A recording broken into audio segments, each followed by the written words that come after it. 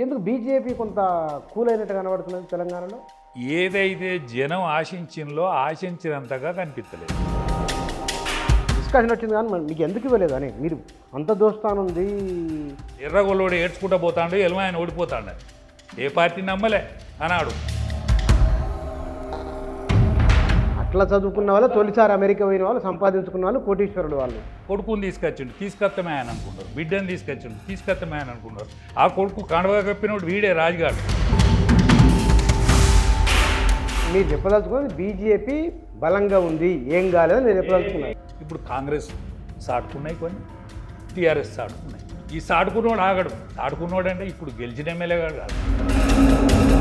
టీఆర్ఎస్కు స్కోప్ లేదంటది, కాంగ్రెస్ ఏమో ఉండదు అంటది, బీజేపీకి స్వతహాగా శక్తి లేదంటది. అంటే ఏం చేయబోతుంది అంటే వాళ్ళ ప్రభుత్వాలను పడగొడతారా? అట్లా ఏమైనా ఆలోచన ఉందా? చీలిపోయే అవకాశం, ఓర్వలేని అవకాశం, ఓర్చుకోని అవకాశం, దాని సహజసిద్ధమైన గుణం. ఇప్పుడు రేవంత్ రెడ్డి వచ్చింది. రేవంత్ రెడ్డి మధ్య కేసీఆర్ మధ్య కనుక లడాయి అయితే కేసీఆర్కి వెళ్తాడు. నమస్తే. తెలంగాణ రాష్ట్రంలో సమకాలీన రాజకీయ అంశాలలో బీజేపీ మునుపున్నంత దూకుడు కనిపించట్లేదు అనే ఒక అభిప్రాయం ఉన్నది. అక్కడక్కడ కిషన్ రెడ్డి, బండి సంజయ్, ఈటెల రాజేందర్, ఆ ముగ్గురు నాయకులు మాట్లాడుతున్నారు. మరి మిగతా వారు గెలిచిన ఎంపీలు ఈ ఏడాది కాలంలో తెలంగాణకు చేసింది ఏమిటి? బీజేపీ కేంద్ర ప్రభుత్వం నుంచి తెలంగాణ ప్రయోజనాలు ఎట్లా కాపాడుతున్నది? ఈ విషయాలు పెద్దగా చర్చలో లేవు. తో పాటుగా కాంగ్రెస్ పరిపాలన ఎట్లా ఉన్నది, విపక్షంగా బీఆర్ఎస్ ఎట్లా ఉన్నది, ఈ విషయాలకు సంబంధించి మాట్లాడుతూ మన దగ్గర బీజేపీ రాష్ట్ర నాయకులు రాజయ్య యాదవ్ గారు ఉన్నారు. వారితో మాట్లాడదాం. సార్ నమస్కారం. నమస్తే. ఎందుకు బీజేపీ కొంత కూల్ అయినట్టు కనబడుతున్నది తెలంగాణలో? జనం కూలుగా ఏమి లేదు, కానీ జనం ఏదైతే ఈ రాజకీయాలల్లో ఇప్పుడు మలుపు తిరిగిన రాజకీయాలలో కానీ ఈ 2024 ప్రాంతంలో కానీ ఏదైతే జనం ఆశించిందో ఆశించినంతగా కనిపించలేదు. అది వాస్తవం. ఎందుకంటే జనం యొక్క టేస్ట్ మారిపోయింది. నేను నా వయసు 18 ఏళ్ళ కాంచెల్లి నేను రాజకీయాలలో. Very young. Very young. Very young. నేను కాలేజీ బంద్ చేసి ధోతి కట్టుకొని పోయినా ఊళ్ళకు. నా ప్యాంట్ షర్ట్స్ ఇవన్నీ ఉంటే దోస్తులకు ఇచ్చి ఇట్లనే ధోతి కట్టుకొని లాల్చి దొట్టుకొని పోయినా. ఎందుకంటే ఆనాడు దొర్రలు మా ఊళ్ళు ఉండరు. వాళ్ళ బతుక కాలిపోవాలి, వాళ్ళ బతుకు ఉండాలి, బ్యాంచ్ దేనికి వెనక రావద్దని పోయినవాడిని. దొరలకు పోటీగా. దొరలకు పోటీ. ఆనాటి నుంచి కూడా నేను నిశ్చితంగా పరిశీలిస్తాను. నేనేం కాకపోవచ్చు, అవకాశం రాకపోవచ్చు, నేనేం కాకపోవచ్చు, అవకాశం రానియ్యకపోవచ్చు, అవకాశం రాకపోవచ్చు, రానియ్యకపోవచ్చు, ఏమీ కాకపోవచ్చు, కానీ నిశ్చితంగా మాత్రం రాజకీయాలంగా నిశ్చితంగా పరిశీలించుకుంటున్నా. ఓకే. ఒకప్పుడు ఎమర్జెన్సీకి వ్యతిరేకమైన పోరాటం, దాని తర్వాత తదనంతరం జనతా పార్టీ ఆవిర్భావం నుంచి 1980లో బాంబే మహాసభలలో బీజేపీ ఆవిర్భావ సభలో నేను కల్చరల్ ప్రోగ్రాంలో మన సమ్మక్క దేవుణ్ణి పూరినోన్ని 80లో మేము సొంతం రైలు వేసుకొని పోయినాం. నరేంద్ర గారు ఇట్లా రైలు మీద కాడు ఉండేది, గాడు అతను మేము పోయిన వాళ్ళం. ఆనాడు నేను సాంస్కృతిక ప్రోగ్రాంలో పాల్గొన్నాండి. గానాడే బాల్ ఠాకరే గారు మైదానంలోకి వచ్చిండు. గానాడే అప్పటి వరకు ఏ పార్టీ నాయకులు పోలే ఆయన దగ్గరికి. జాతీయ పార్టీ నాయకులు బాల్ ఠాకరే దగ్గరికి పోలే. ఒక పక్క వాజ్పేయి గారు, ఒక పక్క అద్వానీ గారు తీసుకొని స్టేజ్ మీద తీసుకుపోయాను. శివాజీ మైదాన, దాన్ని ఏమంటారు కదా, ఆజాద్ మైదానంలో బహిరంగ సభ అయితే వాళ్ళిద్దరూ చెరో రెక్కబట్టుకొని బైక్ తీసుకుపోతే ఆయన ఎక్కి పడి ఏడ్చిండు. బాల్ ఠాకరే గారు ఎక్కి పడి ఏడ్చిండు. ఏదో దుఃఖం వచ్చి ఇది లేక ఏడవలే. అప్పటి వరకు జాతీయ నాయకులను తోళ్ళ ఆయన స్పర్శించలేదట. వాజ్పేయి గారు, అద్వానీ గారు స్పర్శ పట్టుకునే కాకుండా ఒక పెద్ద మనిషిని ఒక స్థాయి గౌరవంతో స్టేజ్ మీద తీసుకపోతే ఎక్కి పడి ఏడ్చిండు అన్నాడు. అంటే గానాటి నుంచి నేను రాజకీయాలలో ఉన్నా. కానీ నిశ్చితంగా నేను చూస్తాను. కానీ ప్రతిసారి ఒక దూకుడు, ప్రతిసారి ఒక మలుపు, ప్రతిసారి ఒక ఉరవడి వచ్చింది. ఇప్పుడు ఇక్కడ యావత్ భారతదేశంలో కాంగ్రెస్ ఓడిపోయి ఎమర్జెన్సీకి వ్యతిరేకంగా కాంగ్రెస్ ఓడిపోతే కర్ణాటక ఉన్న ఉమ్మడి ఆంధ్రప్రదేశ్ అన్నాడు ఇందిరా కాంగ్రెస్ గెలిచింది. ఒక ప్రత్యేకమైన ఒరవడి, అంటే ఒక ప్రత్యేకమైన రిజల్ట్. దాని తర్వాత అప్రహాదికంగా సాగే కాంగ్రెస్ పార్టీని ఎన్టీ రామారావు ప్రభంజనం 83లో కొత్త పార్టీ ఏషం వేసుకున్న తోడు చేసిండపా అన్నోళ్ళు ఉన్నాడు అన్నాడు ముక్కు మీద వేలేసుకొని. అప్రహాతికంగా ఘన విజయం సాధించిన దశ ఇక్కడ. దాని తర్వాత తెలంగాణ పోరాటం వచ్చింది. ఈ ఏడు కాదు తెలంగాణ పోరాటం, ఈ రోజు వచ్చింది కాదు. కేసీఆర్ జమాన్ల బుట్టలే కేసీఆర్ దగ్గర. అవును, అదొచ్చే. ఇక్కడ బీజేపీ ఎందుకు మీ పరిశీలన తేలింది ఏమిటి? ఎందుకు పొందొస్తాం చెప్తా, క్రమం చెప్తా. సౌత్ ఇండియాలోనే బీజేపీ అనేది వాయిస్ తక్కువ ఉన్నది. ఎందుకంటే వామపక్ష భావజాలం అనేది ఇక్కడ ఎక్కువ. తెలంగాణ ప్రాంతంలో యావత్ భారతావని 1000 సంవత్సరాల బానిసత్వం కింద మగ్గింది. కానీ ఇక్కడ తురుష్కుల పరిపాలన మాత్రమే ఉన్నది, ఆంగ్లేయుల పరిపాలన రాలేదు. ఏబిసిడీలు మనకు తెలివై, దాన్ని ఏమంటారు, ఆయిల్ అంటారా, బేకర్ అంటారా, ఏదో ఒకటి. ఉర్దూ చదువు ఉన్నది తప్ప ఈడ కనీసం ఇంగ్లీష్ వాడు రాలేదు. 200 సంవత్సరాలు పరిపాలించినా కూడా వాడు 200 సంవత్సరాలు పరిపాలించండి ఇక్కడ. కానీ మనకేమీ తెలియదు ఈ ప్రాంతంలో. జమీందారులు జాగీర్దారుల పాలనే తప్ప మనకేమీ తెలియదు. ఈ తెలంగాణ ప్రాంతం ఒక 1000 సంవత్సరాల చిల్లర స్వాతంత్రం మనకు, అందరి దేశం అంతటి స్వాతంత్రం అంతా మనకు సంవత్సరం వెనకొచ్చింది. ఇది విచిత్రం కాదా? కానీ నాయకుడు నేను చేసింది అనుకుంటాడు. నాయకుడు చేసింది కాదు, ఈ ఎదురు అనేది నాయకుడు చేసింది కాదు. అణిచివేతకు వ్యతిరేకంగా ప్రతిది మొలుతుంది. ప్రకృతి ధర్మం ఇది. ఈ ప్రకృతి ధర్మాన్ని నేనని ఎవడన్నా లీడర్ అనుకుంటే ఏతులు దొబ్బినట్టే, వాని దగ్గర ఏం లేదు. వీడు కాదు. ఇప్పుడు అణిచివేతకు వ్యతిరేకంగా బండ మీద పెట్టినమే, వంకరైనా కింద ఇత్తనం వంకరత్తది కావచ్చు చెట్టు, కానీ బండను తన్నుకొని వస్తుంది. అట్ట మొలిసింది ఇక్కడ బీజేపీ కాదు, అట్ట మొలిసిన ప్రజానికంలో ఒక రెవల్యూషన్, వ్యతిరేకమైన రెవల్యూషన్. ఒకప్పుడు కమ్యూనిస్టులు సాయుధ పోరాటం చేసిండ్రు రజాకార్లకు వ్యతిరేకంగా. సాయుధ పోరాటం రజాకార్లకు వ్యతిరేకంగానే ప్రజలు అనుకున్నారు. ఇక్కడ మన పార్టీకి గెలిచేటట్టున్నది, మన రాజ్యం మలుపుకోవాలని కమ్యూనిస్టులు పోరాటం చేసిండ్రు అన్నాడు. తెలియని మర్మం. ఎందుకంటే వాళ్ళు ఒకవేళ ఆ విధంగానే పోరాటం చేయకపోతే స్టాలిన్ దగ్గరికి ఎందుకు పోయినట్టు? ఏం పనికి పోయాను స్టాలిన్ దగ్గరికి? మీరు మాకు సాయం చేయాలి. అవును, అదో చరిత్ర అంటలేను. ఇది మీరు వినండి, ఒకవేళ ఇంట్లో నేనేమన్నా డివియేట్ అయితే మీరు వద్దనండి చెప్పి ఊకుంటా. స్టాలిన్ మీ దగ్గర సముద్రం ఉన్నదా అంటే మేము వస్తాం ఈనంగా పడి, కానీ సముద్రం ఉన్నదా? లేదు. ఎత్తైన కొండలనే ఆ చుట్టూ లేవు. కాబట్టి మీరు తుపాకులు సరెండర్ చేసి మీరు కమ్యూనిస్టు పార్టీగా మనగలగండి అంటే, ఆనాడు కాంగ్రెస్ కమ్యూనిస్ట్ ఇక్కడ ఉన్నది. ఆనాడు కమ్యూనిస్టు ప్రతిపక్షం, కాంగ్రెస్ పాలకపక్షం.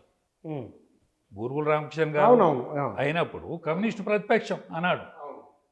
కానీ దీన్ని ఉండనీయలేదే ఈ ప్రాంతంలో. ఈ ప్రాంతంలో ఇక్కడి ముఖ్యమంత్రిని ఈ ప్రాంతంలో ఉండనీయలేదు. అంటే ఈ కన్నుబడ్డది, ఈ తెలంగాణ ప్రాంతంలో కన్నుబడి ఆంధ్రోళ్ళ కన్నుబడి దీన్ని మలుపుకొని మాయ చేసి దానిలో ఉమ్మడి రాష్ట్రంలో కలుపుకున్నారు. కలిసిన నాటి నుంచి ఈ ప్రాంతం కలవమనే పోరాటమే. కలిసిన నాటి నుంచి కూడా ఈ ప్రాంతం మేము కలవము అనే పోరాటమే.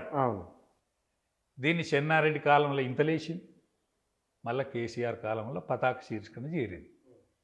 అంటే ఉనుక కుంపటి ఉండేది, మీకు తెలుసో తెలియదు, మా బాల్యంలో ఉండేది ఉనుక కుంపటి. అంటే ఒరిపట్టుతో ఉన్న కుంపటి ఉనుక కప్పి అందులో పిడక పెట్టి ఇళ్ళలో ఉండేది, కుంపటి ఉండేది.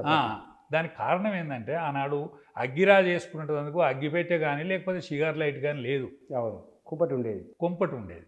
ఈ ప్రాంతం మసిలింది, ఎవడన్నా గట్టిగా ఊస్తే మండింది. అన్యాయంగా మొదలితే మళ్ళీ చల్లారింది. చల్లారినట్టు కనిపించింది కానీ పోలిక బాగుంది. చల్లారినట్టుగా అనిపించింది కానీ మసులుడు బంద్ కాలే. కేసీఆర్ చిన్నాడి కాలంలో మండింది, ఆనాడు పార్లమెంట్ సీట్లు వచ్చినాయి, కేంద్రంలో ఆయన మంత్రి అయ్యిండు. అవును, ఇదంతా బీజేపీకి ఏం సంబంధం? ఇందాక ఇన్ని ఉదాహరణలు. అంటే ఈ ప్రాంతం గురించి చెప్తాను నేను. ఫస్ట్ ప్రాంతం గురించి చెప్పినాక బీజేపీ ఈడు ఎందుకు కాలేదనేది చెప్తాను. ఓకే, ఈ ప్రాంతం యొక్క స్వభావం చెప్తాను నేను. ఇదంతా భూఘాతం, ఇది భూగుణం. ఈ తెలంగాణ భూగుణం గురించి చెప్తాను, ఈ తెలంగాణ వ్యక్తుల గురించి చెప్తాను, ఈ తెలంగాణ ప్రజానీకం గురించి చెప్తాను. తెలంగాణ లీడర్ ఇట్లా చిటికలు కొడతారు ఈ తెలంగాణ ప్రజానీకం. యావత్ భారతావనిలో ఇక్కడున్నంత తెలివితేటలు ఎక్కడ లేవు. దానికి కారణం ఏంటంటే అణచివేతకు వ్యతిరేకంగా పెరిగింది. ఇక్కడ బడుగు బలహీన వర్గాలు, ఎస్సీ ఎస్టీలు అనగదొక్కబడ్డరు. రాయల్గా బతికినటువంటి జాతి అగ్రవర్ణాలు ఇక్కడ రాయల్గా అనగదొక్కి ఎట్టి చాకరీ చేయించుకొని పిల్లలను చదువులో పోనీయకుండా చేసి, బలహీన వర్గాల పిల్లలకు చదువు లేదు, ఆస్తి లేదు, ఆస్తి ఉంటే దక్కనీయలేదు, ఎట్టి చాకరీ చేయించుకున్నారు. ఇప్పుడు మేము గొల్లోలమండి. ఆడపిల్ల పెళ్ళి దొరోళ్ళ ఇళ్ళల్లో అయితే 13 గొర్రెపిల్లలు ఇవ్వాలి, మగోని పెళ్ళి అయితే 9 గొర్రెపిల్లలు ఇవ్వాలి, ఎట్టి మందలు పెట్టాలి ఉచితంగా. హరిజన్సు నాగలు దున్నాలి ఉచితంగా వచ్చి నాగలు దున్నాలి. జీతగాళ్ళు ఉండరు, జీతగాళ్ళు పెట్టుకోరు. వెనుక సీర వచ్చింది అనుకో, వాడు కొద్దిగా ఆలస్యంగా వచ్చింది అనుకో, వంగుడు పాలే ఇట్లా నిలబడి దున్నేది కాదు, ఇట్లా వంగి దున్నేది. వంగి దున్నే పాలని ఇచ్చింది ఇక్కడ. నాగడి పాలే మనిషి ఎత్తుంటుంది కదా. అవునవును, అది పనిష్మెంట్ కింద ఈ ప్రాంతం అంతా మగ్గింది. అవును, ప్రతి వాళ్ళు శాఖలో ఎట్టి చేయాలి, మంగళలో ఎట్టి చేయాలి, అంతా ఉన్నది. ఇప్పుడు అట్లా చదువుకున్న వాళ్ళు, తొలిసారి అమెరికా పోయిన వాళ్ళు, సంపాదించుకున్న వాళ్ళు, కోటీశ్వరుడు వాళ్ళు. వాని యొక్క ఫార్వర్డ్ అడ్డం పోలే, కానీ వీడ అణచివేతకు వ్యతిరేకంగా పెరిగిన ప్రాంతము. ఓకే, లీడర్ ఏమన్నా బాట చూపుతారే వీటితో అయ్యేటట్టు ఉన్నదంటే చెన్నాడిని ఆదరించిండు, అయ్యేటట్టు ఉన్నదంటే కేసీఆర్ని ఆదరించిండు. కేసీఆర్ దళితున్నే ముఖ్యమంత్రి చేస్తా అన్నాడు. నేను మియా బీబీని అన్నాడు. నేను మియా బీబీని తప్ప ఎవరు లేడాయా, నేను దళితున్నే ముఖ్యమంత్రి చేస్తాను, నా కొడుకు అమెరికాలో అన్నాడు, నా బిడ్డ అమెరికాలో అన్నది, నాకు పెత్తనం అక్కర్లేదు, నేను కాపల కుక్కలక్క ఉంటా అన్నాడు. కాపల కుక్క కాదు, కుర్చీ మీదనే కూర్చుంటామే అని అనుకున్నారు. కూర్చుంటామే అని అనుకున్నారు. కొడుకుని తీసుకొస్తామే అని అనుకున్నారు. బిడ్డని తీసుకొస్తామే అని అనుకున్నారు. ఆ కొడుకు కండవగా కప్పినోడు వీడే రాజుగాడు, రాజయ్య యాదవ్ గాడే కప్పిండు. వీడే రాజయ్య యాదవ్ గాడు కుర్వీలకు కండవ కప్పిండు. వాడు ఇంద్రుడు చంద్రుడు అని నేను సూపర్ బత్తతో పోల్చుకొని ఆయన యూరియా బత్త చేసిన. యూరియా బత్తాలు దొరకనప్పుడు సూపర్ బత్త లింకు పెడతారు, లింకు పెట్టి అమ్ముతాడు. ఎవడు ఫర్టిలైజర్ వాడు. నేను సూపర్ బత్తతో పోల్చుకున్నాను. నేను ఊరియా బత్త చేసిన. ఊరియా బత్తకు కండవ కప్పినోడు ఎవడంటే సూపర్ బత్తగాడే. మరి ఏం రోగం పుట్టిందో, వాళ్ళకి ఏం నాశనం కాలం పుట్టిందో, నాశనం ఉంటుంది కూడా మర్చిపోయింది. అట్లా ఈ కేసీఆర్ క్రమం పెరిగింది, కేసీఆర్ క్రమం కూడా ఇరిగింది. ఇరిగేందుకు మరి 10 ఏళ్ళు పరిపాలించింది కదా, మరి సెకండ్సారి ఎందుకు తెలిసి రాలేదంటే ఈ తెలంగాణలో ఒక క్షమాగుణం ఉన్నది. మన కుక్క మన కాలు గరిచింది కానీ దాన్ని చంపుకుంటామా? ఒకసారి చూస్తామా అని ఉంచినాక అది అట్నే కాలబడి అట్నే ఎగబడి తింటాను. తినే వరకు చంపారేసి, ఎగబడి తింటే చంపారేసింది.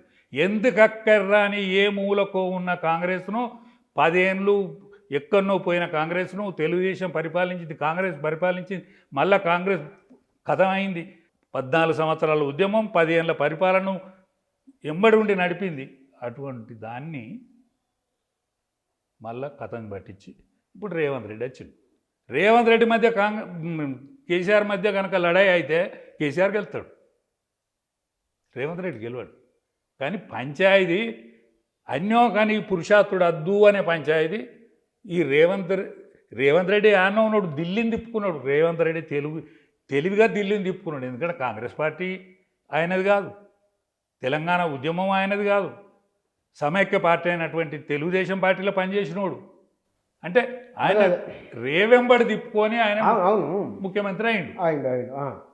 అయితే నేను చెప్తా ఒకవేళ అక్కెర రాకుండా దాన్ని తీసే పారే, నాకు మొత్తమే తీసేయి. ఒకవేళ అక్కెర రాకుంటే ఆనాడు ఈ బీజేపీకి ఓటేస్తే ఇది ఎక్కడికత్తదో మురిగిపోద్దు అని అనుకున్నారు. ఎందుకంటే యావత్ భారతావనిలో తెలంగాణ ప్రాంతం యొక్క ఓటరు కానీ ఈ సామాన్యుడు కానీ అత్యంత ప్రభావితమైన తెలికలోడు. కమ్యూనిస్టులను చూసిండ్రు, కాంగ్రెస్ను చూసిండ్రు, ఉద్యమాన్ని చూసిండ్రు, నక్సలేట్లను చూసిండ్రు. నక్సలేట్ ఉద్యమం మామూలు ఇక్కడ ఈ ప్రాంతంలో ఎన్ని ఉద్యమాలు వచ్చినాయి. నక్సలేట్ని దాయాలి, ఇంట్లో అన్నం పెట్టాలి, మొగడు బయట ఉంటాడు, పోలీసు ఆయన అత్తాడు, అడుగుతాడు, ఏడి నీ ఇంట్లో నక్సలేట్ వచ్చింది అంటే అవ్వచ్చి మా ఇంట్లో నక్సలేట్ లేడు, పోలీసు ఆయన అత్తాడు, పోలీసు ఆయనని కాపాడాలి, నక్సలేట్ని కాపాడుకోవాలి, అన్నం పెట్టాలి. నక్సలేట్ దొరికితే దీని మొగను చంపుతారు. అంటే ఎంత ప్రభావితమైన ప్రాంతం ఉంటన్న లేడీస్ కాన్సెల్ కూడా ప్రభావితమైన ప్రాంతం కాబట్టి దాచుకొని మారే వీడు బీజేపీని కోటెత్తే మురిగిపోయినట్టు అయిద్దని 8 సీట్లు వచ్చినాయి. మొన్న 8 సీట్లు మాత్రమే వచ్చినాయి అసెంబ్లీలో. 8 సీట్లు వచ్చిన అసెంబ్లీ మళ్ళీ 8 పార్లమెంట్ వస్తాయా ఎక్కడన్నా? అంటే ఈ జనానికి కెపాసిటీ లేదా? బీజేపీ పార్టీ ఉన్నదా? బీజేపీ పార్టీ వెనుకపోయిందా? ఇది మీరు ఆలోచించండి. బీజేపీ పార్టీ వెనుకపోయిందా? బీజేపీ పార్టీ ముందడి పోయిందా? మీరు ఆలోచించండి. ప్రజానీకాన్ని కూడా నేను మీ ద్వారా, మీ ఛానల్ ద్వారా విజ్ఞప్తి చేస్తాను. అంటే ప్రజానీకంలో ఉన్న కెపాసిటీ, ఇక్కడికున్న ఓటర్ కెపాసిటీ, ఇక్కడున్న యువకుని కెపాసిటీ, ఇక్కడ బడుగు వలైన వర్గాల కెపాసిటీ, ఇక్కడ ఉన్న ఎస్సీ ఎస్టీల కెపాసిటీ మామూలు కాదు. 8 సీట్లు ఇస్తే 56 సీట్లు ఇచ్చినట్టు వెనకజీరి 6 నెలలకే. మీరు చెప్పదలుచుకున్నది బీజేపీ బలంగా ఉంది, ఏం కాలేదు, ఏమీ కాలేదు, ఏమీ కాలేదు, ఏమీ కాలేదు కాదు కూడా. ఇది మీ పరిశీలన? నా పరిశీలన. కానీ నేను ఇంకో మాట కూడా చెప్తాను. ఈ ఒక్క బీజేపీతోటే రాజ్యం రాదు చేతులకు. డిస్టర్బ్ అయిన వర్గాలు ఉన్నాయి, కొన్ని ఇబ్బంది పడ్డ వర్గాలు ఉన్నాయి. ఇంకా ఇప్పుడు కాంగ్రెస్ సాటుకున్నాయి, కొన్ని టీఆర్ఎస్ సాటుకున్నాయి. ఈ సాటుకున్నోడు ఆగడు. సాటుకున్నోడు అంటే ఇప్పుడు గెలిచిన ఎమ్మెల్యే కాదు, అదే బీజేపీ ఎమ్మెల్యే కాకపోవచ్చు, గెలిచిన టీఆర్ఎస్ ఎమ్మెల్యే కాకపోవచ్చు, గెలిచిన కాంగ్రెస్ ఎమ్మెల్యే కాకపోవచ్చు. వాళ్ళ వెనుక వెన్నుదన్నగా ఉన్న జనం ఉన్నది, వాళ్ళ వెనుక లీడర్షిప్ ఉన్నది. ఇప్పుడు 18 ఏళ్ళ నుంచి 25 ఏళ్ళ ఉన్న ఓటర్ ఎవడవుతున్నాడో, లీడర్ ఎవడవుతున్నాడో, నాయకుడు ఎవడవుతున్నాడో వానికి ఉద్యమ కోణం తెలియదు. ఉద్యమ కోణంలో ఉన్నోడు నా సొంత ముసలోడైంది. నేను 20 ఏళ్ళు పనిచేసిన, 50 ఏళ్ళ నాటి పార్టీకి వస్తే ఇవాళ నేను 72 ఏళ్ళు. అంటే 72తోనే ఏమన్నా అయిద్దా? 72తోనేం కాదు. అచ్చా నేను నా 72నేనా? నాకంటే పెద్దోళ్ళు లేడా? నాకంటే ముసలోడు లేడా? నాయన నరసన్న చచ్చిపోయా, నాయన నరసన్న చచ్చిపోయా. ఇప్పుడు మన విజయరామరావు సాబు మొన్న పోటీ చేసిండు, ఏదో తోసక పోటీ చేసిండు, కానీ ఆయన పెద్ద మనిషి. మా కెప్టెన్ లక్ష్మీకాంతరావు నాతో పాటు జైలుకు పోయినాం, మేము 5 జైలుకు పోయినాం. కేసీఆర్, నాయన నరసన్న, కెప్టెన్ సాబు, రాజయ్య యాదవ్ గారు. ఒక్క రాజయ్య యాదవ్ గారు అక్కర్రాలే కేసీఆర్ అందరినీ పొజిషన్లో పెట్టి. అవి ఎందుకు మీకు ఎందుకు ఇవ్వలేదు? 2-3 సార్లు డిస్కషన్ వచ్చింది, కానీ మీకు ఎందుకు ఇవ్వలేదు అని? మీరు అంత దోస్తానుంది. నన్ను రాజ్యసభ మెంబరు యాదవ్నే చేస్తాను ఎడ్డింగ్లో పెట్టి యాదవ్ను రాజ్యసభ మెంబర్ చేస్తా అంటే అప్పుడు యాదవ్ అని తోటే లేడా? బడుగులింగన్న నా దగ్గరికి వచ్చి అన్న నాకు ఏదన్నా పార్టీ పదవి నీకు కేసీఆర్ బాగా దగ్గర అన్నా అని అనేది. బడుగులింగన్న పార్లమెంట్ మెంబర్ అయ్యిండు, రాజ్యసభ మెంబర్ అయ్యిండు.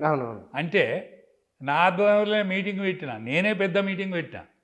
యాదవులకు ఇచ్చినందుకు కృతజ్ఞత మీటింగ్ నేను పెట్టినా, కానీ నా పేరు తీసేసి ఉంటే లింగన్న పేరు పెట్టిండు. ఎందుకు అట్లా? ఏం రోగం? ఉద్యమంలో పనిచేసిన అంటే చేసిన. మరి ఐదుగురు ఇట్లా 4 పొజిషన్ అనుభవించారు. ఆయన ముఖ్యమంత్రి అయ్యిండు, ఒక ఆయన హోమ్ మినిస్టర్ అయ్యిండు, అంతకంటే ముందుగా విజయరామరావు సివిల్ సప్లై మంత్రి అయ్యిండు, కెప్టెన్ లక్ష్మీకాంతరావు గారు రాజ్యసభ మెంబర్ అయ్యిండు. నన్ను ఎందుకో విడిచిపెట్టిండు. కానీ నేను అసంతృప్తి లోను కాలేదు. కారణం ఏమైండొచ్చు? అసహాయతకు కూడా లోను కాలేను. మీ ద్వారా నేను విజ్ఞప్తి చెప్తాను. నాకేదో బాకీ ఉన్నది. నేను ఈ తెలంగాణ జనం పరిపుష్టి కాలేదు. ఏది ఇప్పుడు పరిపుష్టి కాలేదంటే పరిపుష్టి అయినటువంటి పరిపాలన తెలంగాణ జనానికి అందలే.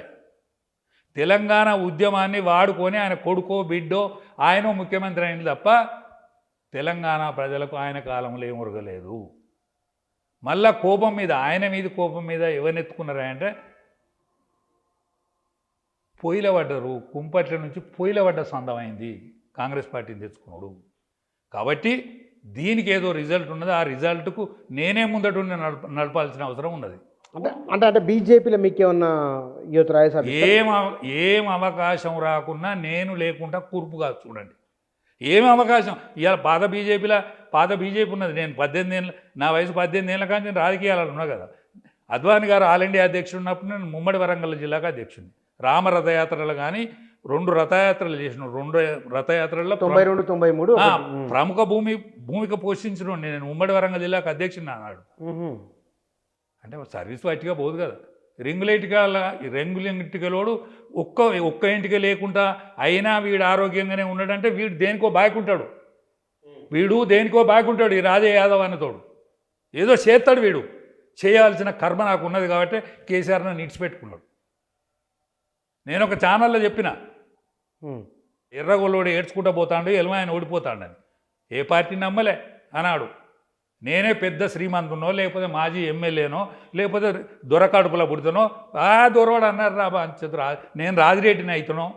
రాజిరెడ్డి అన్నాడు రాజిరెడ్డి. ఒక్క సీటు రాదని మీ ఛానల్లో చెప్పిన, పార్లమెంట్ సీటు ఒక్క సీటు కూడా టీఆర్ఎస్కి రాదని మీరే అన్నారు నాతో. కూర్చోనా మీరే అన్నారు. ఒక్కటి కూడా రాదానే రాదు. అది మెదక్ వచ్చేది ఉండే కానీ ఆయన పోటీ చేసి వచ్చేది ఉండే, మెదక్ కూడా వత్తలేదు అని చెప్పిన. రాలే. ఇప్పుడు కూడా ఖచ్చితంగా టీఆర్ఎస్ అనేది రాదు, కాంగ్రెస్ అనేది ఉండదు. బీజేపీకి ఉన్న బీజేపీతోనే కుదరది. ఇంకా కొంత యాడ్ అయితే ఎవరు యాడ్ అవుతారు? బాగుంది. ఇప్పుడు బీఆర్ఎస్కి ఏమో స్కోప్ లేదంటది, కాంగ్రెస్ ఏమో ఉండదు అంటది, బీజేపీకి స్వతహాగా శక్తి లేదంటది. అంటే ఏం చేయబోతుంది? అంటే మళ్ళీ ప్రభుత్వాలను పడగొడతారా? అట్లా ఏమన్నా ఆలోచన ఉందా? ప్రభుత్వం పడగొట్టాల్సిన అవసరం లేదు. ప్రభుత్వం పడిపోవాలి. కొన్ని చీలికలు తీసుకొచ్చి మహారాష్ట్రలో చేసి అట్లా చేసి కదా, అట్లేమన్నా చీలికలు ఎవరు తీసుకురాలి? చీలుతుంది అది. చీలికలు తీసుకొస్తే వస్తుందా? చీలుతుంది అది. ఎట్లా మీరు చీలుతుంది? మీరు ఏదో చేయాలి. నది ఎందుకు పాయాలవుతుంది? నదికి తవ్వుతారా? ప్రకృతి సహజమైంది. నదికి తవ్వుతారే? నదిని పాయలుగా తవ్వుతారా? అంటే ఇప్పుడు కాంగ్రెస్లో సాధిస్తాగానే గొడవలు వస్తాయని మీ ఉద్దేశం? నేనేమంటా, కాంగ్రెస్ పార్టీని కిందికి తీసుడు, కాంగ్రెస్ పార్టీని పడగొట్టుడు ఎవరు చేయనక్కర్లేదు. కాంగ్రెస్ పార్టీ చేసుకుంటుంది. దానికి ఒక స్వభావరీత్యా చీలిపోయే అవకాశం, ఓర్వలేని అవకాశం, ఓర్చుకోని అవకాశం, దాని సహజసిద్ధమైన గుణం. ఆ గుణాన్ని మనం మార్చలేము. కాంగ్రెస్కు టీఆర్ఎస్ అస్సలే చీలిపోతానని అనుకుంటాను. ఇప్పుడు లీడర్లు చీలితే ఏం కాదే, మంది చీలుతారు. దాని పేరు మీద వీని అస్తిత్వం కోసం వీడి చీలుతాడు. ఇప్పుడు మనం అనుకున్నాం మహారాష్ట్రకి ఇంత రిజల్ట్ వస్తుంది, ఇట్లా అవుతుంది అని అనుకున్నాం. అయితే వీడు చీల కొడితే చీలింది, అది దానిచ్చా చీలింది. చీలి అస్తిత్వం కోసం నీడెక్కడ దొక్కుతుందో ఆ నీడకు పోతాడు లీడర్. నీడకో లీడర్ పోతాడు. ప్రజలు మరి వీడు గెలుతాడా, ఓటైతే గెలుతాడా, గెలుతాడంటే గెలుతాడు. ఒక మాట, ఇప్పుడు మీరు సీనియర్, దాంట్లో బండి సంజయ్, కిషన్ రెడ్డి, ఈటెల ఉన్నారు. మరి ఒక యాదవ్ను, ఒక గౌడును, ఒక ఎస్సీను రాష్ట్ర పార్టీ అధ్యక్షులను చేసే అవకాశం ఉన్నదా? రాష్ట్ర పార్టీ అధ్యక్షుడిని చేయరా కానీ బీసీని అయితే చేస్తారు. తెలంగాణ రాష్ట్రానికి. ఎందుకంటే స్కోపు ఈటెలకుందా, మీకుందా? ఈటలే కనిపిస్తాడు. నేనేమంటే స్కోపు బీసీలకు కానీ అణగారిన వర్గాలకు కానీ ఏమన్నా స్కోప్ ఉన్నదంటే బీజేపీలోనే స్కోప్ ఉన్నది. ఇప్పుడు ఆంధ్రప్రదేశ్ అవతరణ ఏర్పడగాని కానీ, ఉమ్మడి ఆంధ్రప్రదేశ్లో కానీ, సపరేట్ తెలంగాణ ఉన్నప్పుడు కానీ, రెడ్లో రావులో పరిపాలించిన ఒక్కసారి ఈ ఎస్సీ ఒక 2.5 సంవత్సరాలు ఉన్నాడు తప్ప, ఒక కొద్ది రోజులు బాపనాయన ఉన్నాడు తప్ప, బడుగు బలహీన వర్గాలకు సంబంధించిన వ్యక్తులైతే ప్రథమ భూమికి పోషించిన కారణైతే లేరు. ప్రథమ భూమికి పోషించేది రేపు కూడా కాంగ్రెస్ పార్టీలో లేదు, టీఆర్ఎస్లో లేదు, అది బీఆర్ఎస్ అయినా బీఆర్ఎస్లో కూడా లేదు. ఏమన్నా స్కోప్ ఉంటే బీజేపీలోనే ఉన్నది కదా. ఉన్నది కదా, అంటే బీజేపీ ఇంతవరకు అనుభవంలో లేదు కదా అక్కడ కూడా. కాదన్నా, మీరు ఎట్లా అనుకుంటారు? 8 పార్లమెంట్ సీట్లు ఎత్తాయని ఎవడన్నా అనుకున్నాడే? ఎవరు అనుకున్నారు? ఊహించలేదు కదా. 8 పార్లమెంట్ సీట్లు అంటే 8 ఏళ్ళు 56 సీట్లల్లో వచ్చినట్టే కదనే. ప్రభావం ఉన్నట్లు. ఆ ప్రభావం ఉన్నట్టే కదా. 56 కాక ఇంకో 10వ 5వ ఉన్నట్టే కదా, ఇంకో 10వ 5లో ఇంత ఉన్నట్టే కదా. ఇప్పుడు ఈ క్రమంగా పలసబడ్డ పార్టీలు ఏవైతున్నదో ఈ పలసబడ్డోడు అట్నే ఉంటాడే, నీడకు కూడా పలసబడ్డోడు ఏదో నీడకు పోతాడు కదా. ఆ నీడ కాంగ్రెస్ నీడ అయితే కాదు కదా. కాంగ్రెస్ పవర్ వచ్చే పవర్ కూష్ అవుతా అండి, కూష్ అయినప్పుడు ఆ పవర్ ఆన్నే పట్టుకొని ఉంటాడా. కానీ మీరు ఇందాక ఇంటర్వ్యూ ప్రారంభంలో ఒక మాట అన్నారు, తెలంగాణ ప్రజలు చాలా తెలివిగలవారు, ఇక్కడ కమ్యూనిస్టుల ప్రభావం ఉంటుంది. మీరు అన్నమాట. మరి చాలా తెలివిగలవారు, కమ్యూనిస్టుల ప్రభావం ఉంటుంది అనుకున్నప్పుడు బీజేపీ 60-70 సీట్లు బీజేపీకి ఇస్తారా ఎమ్మెల్యే సీట్లు అని? అంటే వామపక్ష మోడీ ఉన్నాడు కాబట్టి లోక్సభకి వేసింటారు. నేనేమంటానంటే వామపక్ష భావజాలం ఉన్న ప్రాంతం 100% నిజం. అవును. వామపక్ష భావజాలం అంటే వామపక్ష భావజాలాన్ని ఎట్టమలుచుకుంటే గట్టనే కనిపిస్తుంది. వామపక్ష భావజాలం అంటే ఎర్ర జెండా కంకి కొడువలో సుత్త కొడువలే కాదు, ఎర్ర జెండా కంకి కొడువలో సుత్త కొడువలో లేకపోతే తుబాకి కొట్టమో కాదు. వామపక్ష భావజాలం అంటే అత్యంత ప్రభావితంగా ఆలోచించే భావజాలాన్నే వామపక్ష భావజాలం అంటారని నా హువా. ఎందుకంటే మీరే పరిశీలించండి, అస్తిత్వం లేని 8 అసెంబ్లీ సీట్లు ఉంటే పార్లమెంట్ వచ్చే వరకు 8 పార్లమెంట్ సీట్లు వెళ్తాయంటే 56 సీట్లలో 56 అసెంబ్లీ సీట్లలో స్థావరం కనిపిస్తుందంటే మామూలు విషయం అంటారా? ఎవ్వలన్నా కేసీఆర్ కానీ టీఆర్ఎస్ కానీ అది బీఆర్ఎస్ రూపంలో కానీ ఓడిపోతుందని కాంగ్రెస్ కలగన్నదా, బీజేపీ అనుకున్నదా? అంటే యావత్ భారతావనినే తెలియకల ప్రాంతం అంటాను నేను. అదే అంటే మీరు ఎటో చెప్పొచ్చేది ఏమిటంటే తెలంగాణ ప్రజలు తెలివిగలవారు, బీజేపీకి అవకాశం ఇస్తారని మీరు చెప్పదలుచుకున్నారు. ఖచ్చితంగా. ఇక్కడ మళ్ళీ నేను అంటున్నా, చెప్పండి, ఈటెల రాజేందర్కి ముఖ్యమంత్రి అభ్యర్థితోనే పార్టీ అధ్యక్షతనే ఉండబోతున్నాడు అనుకోవచ్చా? ఖచ్చితంగా అనుకోవచ్చు. ఎందుకంటే మొన్న మాకు పవర్ వస్తే మేము బీసీనే ముఖ్యమంత్రి చేస్తామని నినాదంతో పార్టీ అసెంబ్లీలో పోయింది. అసెంబ్లీలో ఆ నినాదంతోనే పోయింది, బీసీ ముఖ్యమంత్రిని బీజేపీ మెజార్టీ వస్తే మేము బీసీ ముఖ్యమంత్రిని చేస్తామనే పోయింది. బీసీకి ఏమన్నా అవకాశం ఉన్నది అంటే ఒక్క బీజేపీలో మాత్రమే. కాంగ్రెస్ పార్టీ అంటే రెడ్లు, బీఆర్ఎస్ అంటే రావులు ఆయన కుటుంబమే. ఇప్పుడు కేసీఆర్ పెద్ద మనిషి అయిండే, చేత నచ్చలేదు, నా కొడుకు మీద కూడా ఏమైనా కేసు పడుతుంది.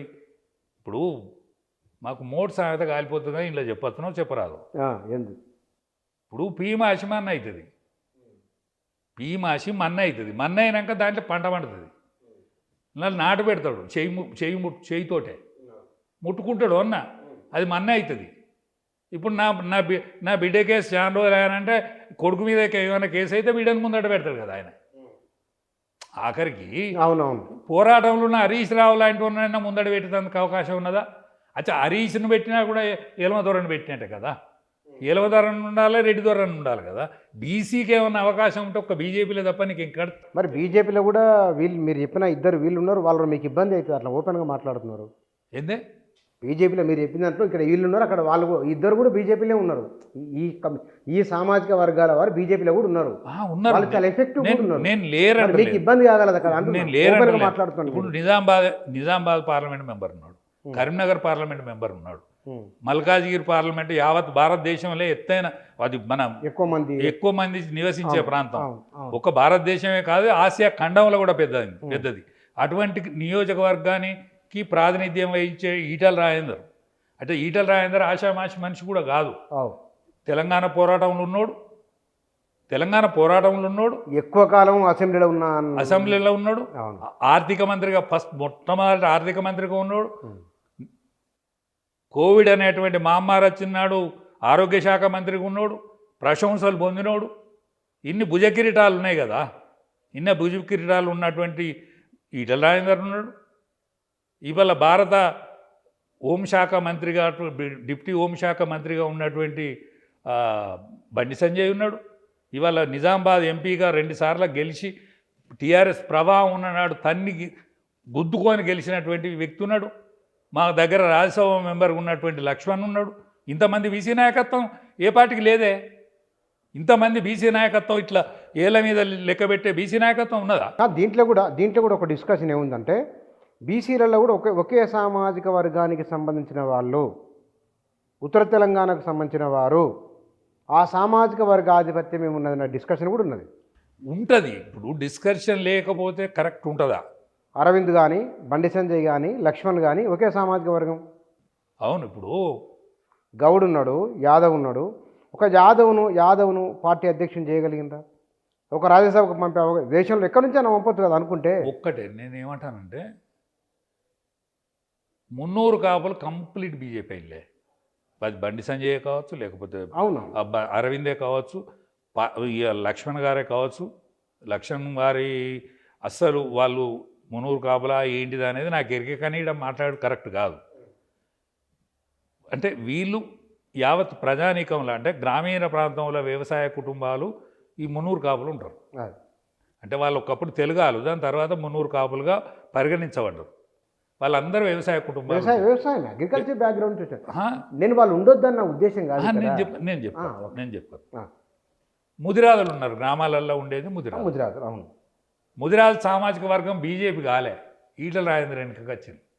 బీజేపీ కాలే వాళ్ళు. ఇంకా ఈటల రాజేందర్కి ఏమైనా అవకాశం వస్తే మనం ఊరూరు చూడండి. ఈటల రాజేందర్ని ఒకవేళ ప్రెసిడెంట్గా అనౌన్స్ చేసిన రోజు, వచ్చిన రోజు ఊరూరు మనకు ఎరక లేకుండా బాంబులు కాలితే ఊరూరు జెండా లేకుండా జిందాబాద్ అనుకుంటే తిరిగేటువంటి జనం ఉంటుంది, వెళ్తుంది. ప్రతి ఊర్లో ఉంటారు తెలంగాణలో, యావత్ తెలంగాణలో వాళ్ళ తర్వాత ఉండే కులం యాదవులే. అవును. యాదవుల మాత్రం మొగ్గు టీఆర్ఎస్కున్నది ఇప్పటికీ. అంటే టీఆర్ఎస్లోనే ఉన్నారు వాళ్ళు. దానికి కారణం ఏంటంటే 1900 అంటే దత్తాత్రేయ గారు మంత్రి అయ్యేదనక, దత్తాత్రేయ గారు సికింద్రాబాద్ ఎంపీ అయ్యేదనక 1983లో వరంగల్లో ఒక నినాదం బయలుదేరింది. ఏది? తుమ్మ చెట్ల మీద అక్కియాలి, గొర్రెలకు లోన్ ఇవ్వాలి, ఎన్సిడిసి ద్వారా లోన్ ఇవ్వాలి. మా తుమ్మ చెట్ల మీద, ఇప్పుడు తాడి చెట్టు మీద గౌండ్లాయనకి ఏ అధికారం ఉన్నదో తుమ్మ చెట్టు మీద గొల్లాయనకి అధికారం ఉండాలనే నినాదం మన వరంగల్ జిల్లాలో బయలుదేరింది. ఇదే నీతో మాట్లాడే రాజే యాదవ్ గాడే ఈ నినాదాన్ని తీసుకొని ఒక్కడే తిరిగి 10,000 మందిని జమ చేసినారు ఆ రోజుల్లో. వివిధ పార్టీలకు చెందినటువంటి వ్యక్తులను పిలిచిన నేను. వడ్లకొండ నరహరి, మనకు స్వర్గీయ వడ్లకొండ నరహరి సమితి ప్రెసిడెంట్ ఉంటే సిపిఎం పార్టీ, ఆయన అధ్యక్షతన మీటింగ్ పెట్టినాం మేము. వివిధ పార్టీలు, తెలుగుదేశం పార్టీ వచ్చింది ఆనాడు, చెమిటా సాంబు గారు పార్లమెంట్ మెంబర్ ఉండే, రామచంద్రారెడ్డి యాదవ్ ఆయన పార్లమెంట్ మెంబర్ ఉండే. రామచంద్రారెడ్డి యాదవ్ రాయలసీమల కులం లేకుండా వతను నుండి రెడ్డి అంటారు. రామచంద్రారెడ్డి యాదవ్ని పిలిచిన నేను, యనమల రామకృష్ణుని పిలిచిన, సంగంరెడ్డి సత్యనారాయణని పిలిచిన. ఆనాడు నిషేధం ఉండే, ఆల్ ఇండియాలో నిషేధం ఉండే. ఏది? ఈ పశు జాతి అయినటువంటి గొర్రెలకు కానీ మేకలకు కానీ అప్పు ఇవ్వకూడదు, ఎన్సిడిసి ద్వారా ప్రోత్సహించకూడదు. వీటిని ప్రోత్సహిస్తే చెట్లను నాశనం చేస్తుందని. చెట్లను నాశనం చేస్తాయి ఈ 2 జాతులు, గొర్రెలు మేకలు. అంటే నేను ఒక్కనే, గొర్రె గడ్డి తింటుంది, నేలకు మూతుంటుంది, మేక మీదికి మూతుంటుంది. మేక మీదికి తింటుంది, కింది తినదు. మేక మీదికి తింటుంది, చెట్టును తింటుంది. గొర్రె కిందికి తింటుంది, దాని నేలను చూస్తుంది, అది గడ్డి తింటుంది.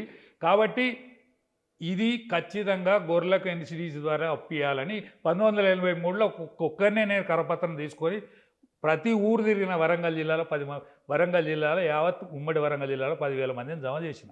దాని తర్వాత దత్తాత్రేయ గారి నాయకత్వంలో ఒక 5,000 మందితోని కలెక్టరేట్ ముట్టడి చేసిన. ఆనాడు జంగారెడ్డి గారు పార్లమెంట్ మెంబర్ ఉండే, ఆయన కాలంలో ప్రపోజల్ పోతే దత్తాత్రేయ గారు పార్లమెంట్ మెంబర్ అయినాక అమెండ్మెంట్ అయింది. ఇవాళ ఆల్ ఇండియాలో కూడా గొర్రెలకు అది ఓకే వచ్చింది, మీ పోరాటం ద్వారా వచ్చింది. ఇప్పుడు అదే ఈటల నా పోరాటం కూడా అంటలేను, ఆ జాతికి ఏది యాదవులకు అనే జాతికి. మీ ఉదాహరణ ఏమిటి? ఇప్పుడు ఈటెల కనుక బీజేపీ అధ్యక్షులు అయితే రాష్ట్రానికి ఆటోమేటిక్గా ముదిరాజులంతా వెనక ర్యాలీ అవుతారు. 300 కాపులు ర్యాలీ అయ్యే ఉన్నారు. యాదవులు ఆనాడు మొన్న నన్నే ముందట పెట్టిండు మా కేసీఆర్ గారు, నన్ను చైర్మన్ చేసి వాళ్ళ బొండిగా విసికిండు. నన్ను గొల్లోని చైర్మన్ చేసి గొల్లోలో బొండిగా విసికిండు. అరే నేను చెక్కులు ఇచ్చి కాదబెడే, మా వాళ్ళు లంగలు కాదే, దొంగలు కాదే, చెక్కులు ఏ వాళ్ళు గొర్రెలు కొనుక్కుంటారంటే చెక్కులు కాదు, దొబ్బాలనేటువంటి దరిద్ర బుద్ధి పుట్టి మళ్ళీ మా మంత్రి కూడా మావాడే కదా, మంత్రి కూడా మావాడే కదా, పశుసంవర్ధక శాఖ మంత్రి కూడా మావాడే కదా. అంటే మా దాంట్లో కృష్ణుడు పుట్టిండు, కౌన్సిలుడు పుట్టిండు కదా. కృష్ణుడు మావాడే, కౌన్సిలుడు మావాడే కదా. మంచోడు మావాడే, దొంగ మావాడే. నన్ను మెడబిసికిండు నేమని. రాజయ్య యాదవ్ గారు ఉద్యమకారుడు, ఆయన మా పశుసంవర్ధక శాఖ మంత్రి ఉద్యమకారుడు కాదు కదా, ఉద్యమకారులను కొట్టినోడిని మంత్రి చేసి మంత్రిని ముందర పెట్టించి యాదవులను తొక్కి పారేసాడు. ఏమని తొక్కిండు? చెక్కులు కాదు, గొర్రెలు కొనాలి, ఇతర రాష్ట్రాల నుంచి కొనాలి, వేరే రాష్ట్రం నుంచి కొనాలనే క్రమం గురించి వాటిని చంపి పైసలు తిన్నాడు. 750 కోట్లు నాశనం చేశాడు. కాబట్టి వాళ్ళు మంటతోటే ఉన్నారు. ఎవడన్నా ఇటువంటి క్రమం పుడితే వాళ్ళు కూడా బయటకు వస్తారు. మూడు కులాలు కనుక తెలంగాణలో కలిస్తే, బీసీలు 3 కులాలు కలిస్తే, ఎస్సీలకు ఎన్నడూ కూడా 75 సంవత్సరాలలో మర్యాద జరగలే. ఇవాళ యువకులు వర్గీకరణతోటి, మాదిగలు వర్గీకరణతోటి, ఇప్పుడు పెద్దోళ్ళు రారు కావచ్చు, ముసలోళ్ళు లీనరు కావచ్చు, కొంత ఇటు బీజేపీ వైపు వచ్చినట్రా వాళ్ళు వస్తారు, ఖచ్చితంగా వస్తారు. ఎందుకంటే యువకులు ఇవాళ 75 సంవత్సరాల నుంచి అనుభవిస్తానులే. ఏ పార్టీ వెన్నుదన్నుగా ఉన్న పార్టీ? కాంగ్రెస్ పార్టీ. 75 సంవత్సరాల నుంచి, స్వాతంత్రం వచ్చినాక 75 సంవత్సరాల నుంచి ఎస్సీలు, అందులో ముఖ్యంగా మాదిగలు వెన్నుదన్నుగా వాళ్ళ ఎంబడి ఉన్నోళ్ళు మాదిగలు. వాళ్ళకేమైనా చేసినావా? ఎన్నడన్నా అన్నవా? వర్గీకరణ కోసం ఇన్నాళ్ళు పోరాటం చేస్తానులే, నిజమే పాపం వాళ్ళు మమ్మల్ని నమ్ముకున్నారు, నిజంగా అన్యాయం జరిగిందని ఎన్నడన్నా ఆలోచించినవా? సరే వాళ్ళు ఇప్పుడు ఒక మాట, వాళ్ళు వచ్చినట్టు కనిపించారు. ఒకవేళ బీసీలకు ఎస్సీల పట్ల అంత కన్సర్న్ ఉంది, చేస్తారు అనుకున్నప్పుడు పార్లమెంట్లో మరి అమిత్ షా ఎందుకు ఆ మాట అనవలసి వచ్చింది? అంబేద్కర్ అని వాళ్ళ బీసీల మధ్య బాగా అన్న ఎట్లా జరిగిందో, ఆ మాట ఎట్లా దొరికిందో నాకైతే తెలియదు. సరే, మీకు తెలియకుండా, మీకు కుదరకుండా మీరు అంటలేరు, మీకు తెలియకుండా మీరు అంటలేరు. మరి ఆ వార్డు ఎట్లా జారిందో కరెక్ట్ అయితే కాదు. ఒకవేళ ఆ వార్డు జారినంత మాత్రాన పోదు, జారితే కరెక్ట్ కాదు.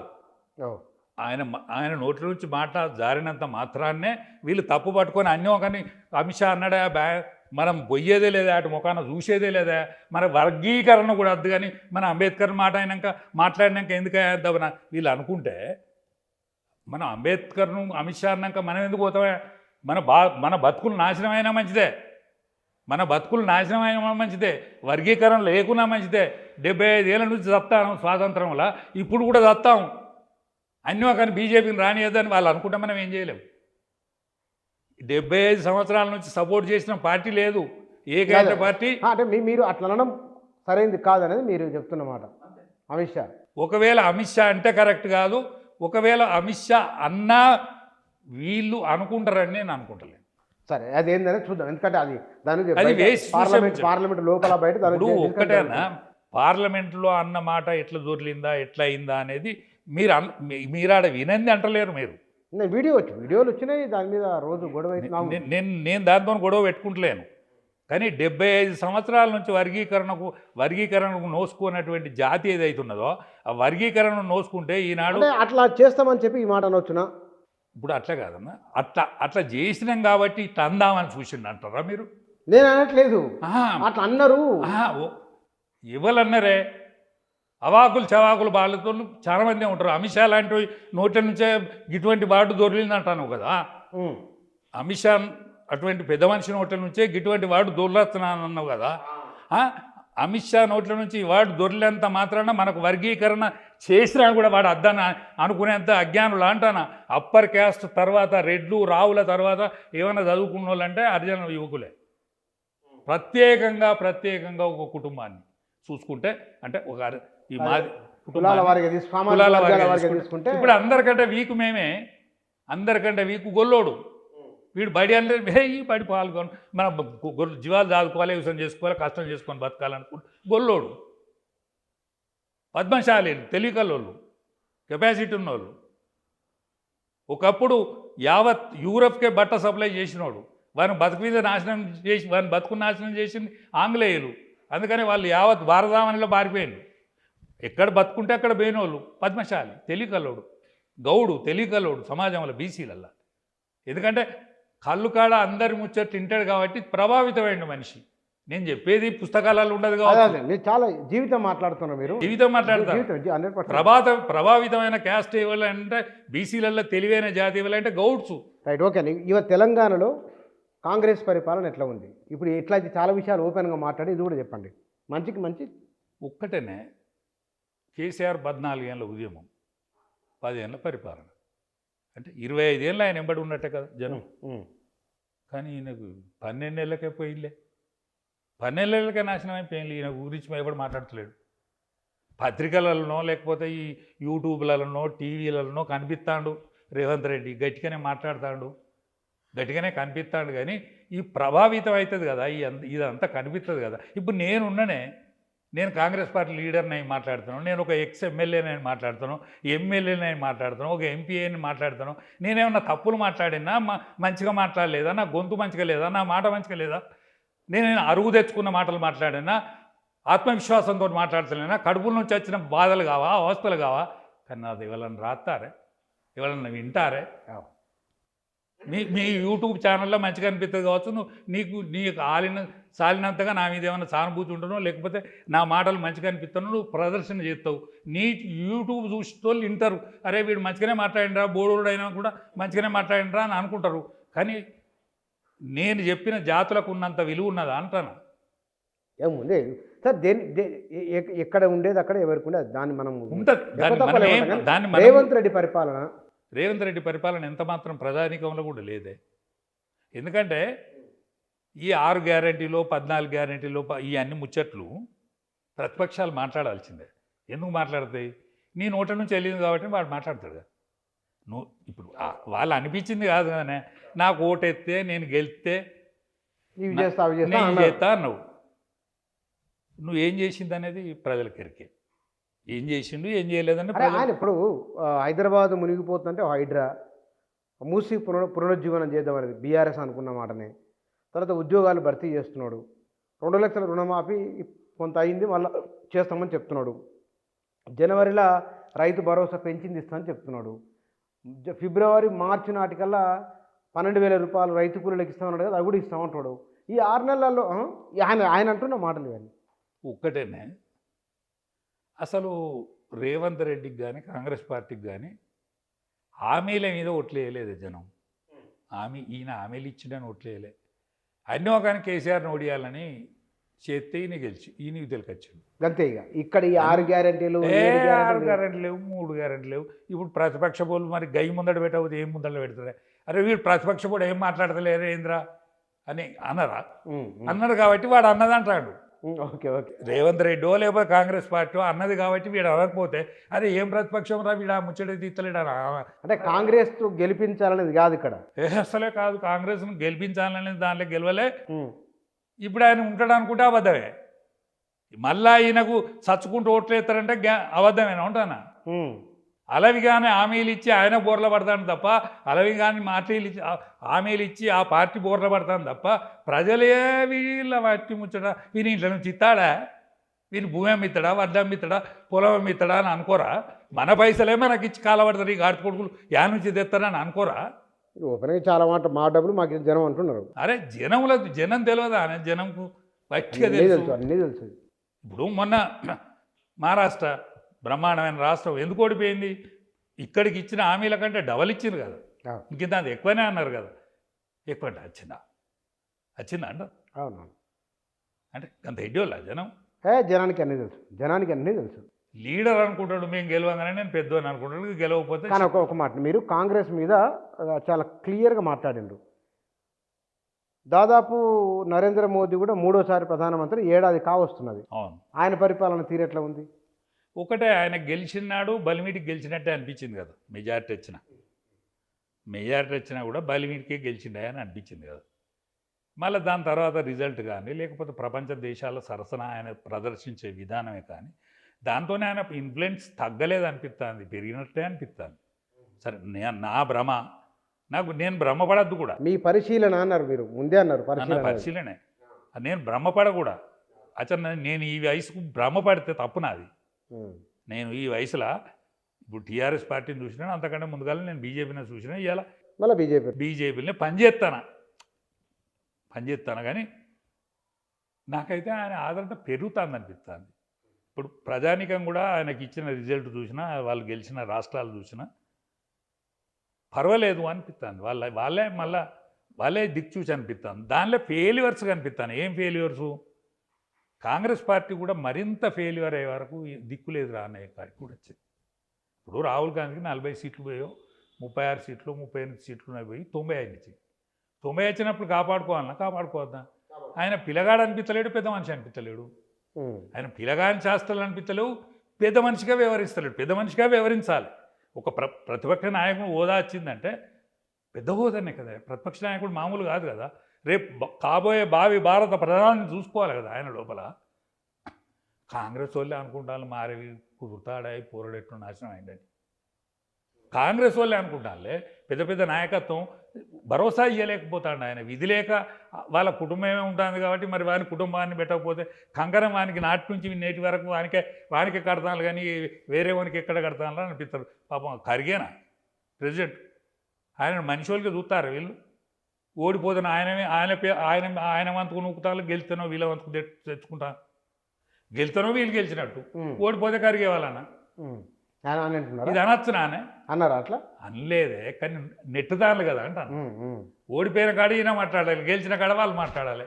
ఓకే, అంటే నరేంద్ర మోదీ పరిపాలన బాగానే ఉంది పబ్లిక్లో. నేనేమంటానంటే ఎన్నికల నాడు రిజల్ట్ వచ్చిన రోజు మెజారిటీ వచ్చినా కూడా మెజారిటీ రానట్టే ఉన్నది కదా. మరి అది ఎంతో వెయ్యి అని అనుకున్నారు. కానీ ఈ ప్రజానీకం కానీ బాహుల్యం ఇప్పుడు మనలాంటి వాళ్ళు, మీలాంటి వాళ్ళు, వేరే ఇప్పుడు ఈ నాగరిక ప్రపంచంలో బతికే వ్యక్తులు ఉంటారు కదా, వాళ్ళందరూ కూడా మేము 400 సీట్లు తోషనాకు లాంటి ఎదురు ఏమైనట్టు నరేంద్ర మోడీ పని అయిపోయింది అని అన్నారు. కానీ సరే వీనో అన్నతోనో తోడుగా నిలబడ్డది పార్టీ, ప్రభుత్వం నిలబడినాక ప్రపంచ దేశాల సరసన కానీ లేకపోతే భారతదేశంలో ఉండే ఎన్నికలు జరిగిన ప్రాంతాలు కానీ ఇప్పుడు ప్రజానీకం ఆదరించే విధానం చూస్తే నరేంద్ర మోడీ పరిపాలన మంచుకున్నట్టే కనిపిస్తుంది. మన రాష్ట్రంలో విపక్షంగా బీఆర్ఎస్ రోల్ ఎట్లా ఉంది? అసెంబ్లీ సమావేశాలు చూసినా లేకపోతే కనుక బయట ఈ మధ్య పరిణామాలు ఒక్కటేనే. మొన్నటి దానిక వాటికి పాలు ఆయనే పోసిండు కదా. నీళ్ళు కలిపి పోసిండా, అచ్చం పాలే పోసిండా. కానీ ఆయన నీళ్ళు కలిపిండా పాలు కలిపిండా కానీ ఎరికే కదా అన్న, ప్రజలకు ఎరికే, వాళ్ళకి ఎరికే కదా. వాళ్ళు ప్రతిపక్షంగా రోల్ చేస్తాను, సంఖ్యాబలం ఉన్నది కాబట్టి వాళ్ళు తప్ప ఇంకొంది రాయొద్దు. ఆ పంచాయతీని కూడా టీఆర్ఎస్ మధ్యను కాంగ్రెస్ మధ్యనే ఉంచుకుంటాను తెలివిగా. మళ్ళీ మూడో పక్షంకి ఎందుకు అవకాశం ఇవ్వాలనే దాంట్లో ఉన్నది. సంఖ్యాబలం ఉన్నది కాబట్టి వీడన్నా మాట్లాడాలి, వాడన్నా మాట్లాడాలి కదా. కానీ ప్రజలు అట్లా అనుకుంటారు. అన్నీ మొన్న వాడు చేసింది గంతే ఉన్నది, వీడికి ఇంత చేసేది ఇంతే ఉన్నది అని అనుకోరా ప్రజలు? ఇప్పుడు ప్రజలు ఎడ్డోళ్ళు అనుకుంటారు కానీ ఎడ్డోడు అనుకున్నది ఎడ్డోడు. ప్రజలు ఎడ్డోళ్ళు. మనం పంచాయతీ పెట్టుకుంటే వాడిని కాదకపోకుంటే నన్ను ఎత్తుకుంటారు, నన్ను కాకుంటే వాడిని ఎత్తుకుంటారు తప్ప ఈ మధ్య బీజేపీ లేడని అనుకుంటాను. బీజేపీ లేదని అనుకో. కానీ ప్రజలు ఎడ్డోళ్ళు అంటానా. మొన్నటి దానిక నువ్వు చేసినావు, ఇవాళ వాడు చేస్తాను తీరాదు. మొన్నటి దానిక వాడు తప్పు చేసిండు, ఇవాళ నువ్వు చేస్తాను. నువ్వు చేసేది ఏం చక్కదనం ఉన్నది. అచ్చా వీడు లేచి మాట్లాడిండా, గట్టిగా మాట్లాడిండా, హరీష్ మాట్లాడు, కేటీఆర్ మాట్లాడు, బల్ల గుద్ది మాట్లాడు, బాయించో ఇట్లా ముఖం మీదకి ఏది రుద్ర రూపం తెచ్చుకొని మాట్లాడు, నీ ఏదులు పాడుగాను. మొన్నటి దానిక నువ్వు చేసింది ఏందో పురుషార్థం, ఇప్పుడు ఏదో పొంగి మాట్లాడదాం అనుకుంటలేరా జనం? మరి నువ్వేమో అదోటి ఇదోటి ఇస్తానని 44 ముచ్చట్లు చెప్తావు కదా, ఏదే అని ముచ్చట అని అనుకుంటలేరు కాంగ్రెస్. అంటే జనం చాలా క్లెవర్గా ఆలోచిస్తారు. ఈనాటి జనం చాలా క్లెవర్గా ఆలోచిస్తారు. ఇప్పుడు వీళ్ళేమనుకుంటారంటే పత్రిక రాయాలి కదండి. పేపర్ పత్రిక ఏం రాయాలి? గర్జన, నిలదీసిన హరీషు, లేకపోతే విజృంభించిన కేటీఆర్ అని రాయాలి కదా అంటానా. ఏం రాయాలి? విజృంభించి మాట్లాడుతుంటే కూడా విజృంభించిన అని రాకపోతే సపసపగా మాట్లాడినా రాస్తారా? రాయద్దు కదా. రాస్తారా అంటే రాయద్దు కదా అంటాను. విజృంభించిన కేటీఆర్, తగిన సమాధానం ఇచ్చిన రేవంత్ రెడ్డి, ఇదే రాయాలి కదా అంటే. ఇది రాసినంత మాత్రాన జనం ఇది చూసి చదివి ఈయన విజృంభించిండట, ఆయన ఇచ్చిన దానికి కరెక్ట్గా సమాధానం చెప్పిండట, ఇది అంతే ఏమక్కరా. వాడు ఒకనాడు అబద్ధాలు ఆడిండు, వీడు ఒకనాడు అబద్ధాలు ఆడతాడు, వీడు ఎత్తులు చెప్తాడు, వాడు ఎత్తులు చెప్పిండు. మనం నాశనమే మనలో ముంచిండు తప్ప వీళ్ళకేమైందా, వీళ్ళకేం నాశనకాలం పుట్టిందని అనుకుంటారు ప్రజలు. అంటే వీళ్ళకి మీరు చెప్పేది ఏమిటి, బీఆర్ఎస్కు పెద్ద అదనంగా వచ్చిందా? అదేమీ లేదు, ఏమీ లేదు, ఏమీ లేదు. బీఆర్ఎస్కి అదనంగా రాలేదు. కాంగ్రెస్ను ఇది ఇప్పుడు ఏంది నేను చెప్పిన ఇప్పుడే, ఈ మన ఈ పెనం మీద నుంచి పొయ్యిల పడ్డట్టు అయింది. నిజంగా అంత ఉందా? మరి పెనం మీద నుంచి పొయ్యిల పడ్డది కాబట్టి మళ్ళీ పెనం మీద పడుతుంది. పెనం మీదనే పడక దానికి వేరే గది లేదని వీళ్ళు వివరిస్తారు. అరే మేము పొరపాటు చేసినాం సుమా, మేము పొరపాటు చేసినాం సుమా, మేము దళితున్నే ముఖ్యమంత్రి అన్నాం సుమా, మా నాయన నన్ను తీసుకొచ్చిండు సుమా, నా కొడుకుని తీసుకొచ్చింది తప్పే అయింది అని సుమా. కవితవా నువ్వు పో అమెరికాకు. అరే రామయ్య తండ్రి నిన్ను పట్టుకొచ్చి నేను తప్పు చేసినరా, మీరిద్దరు కాలబడి ఇక్కడి నుంచి పోన్లేని కేసీఆర్ అని, నేను తప్పే చేసినా మీరు నన్ను ఆదరించిండ్లు, నాకు జీవం పోసిండ్లు, ఉద్యమం మొదలుపెట్టిన రోజు నా దగ్గర జేబులో రూపాయి లేదు, నాకు ఆయివన్న కారు కూడా లేదు, మీరు అన్ని ఇచ్చిండ్రు, నన్ను ఇంత దూరం ఎత్తుకొచ్చిండ్రు, కానీ నేను నాశనం అయ్యి నేను నా కుటుంబాన్ని తీసుకొచ్చుకుంటూ తప్పయింది అని చెప్పువాను.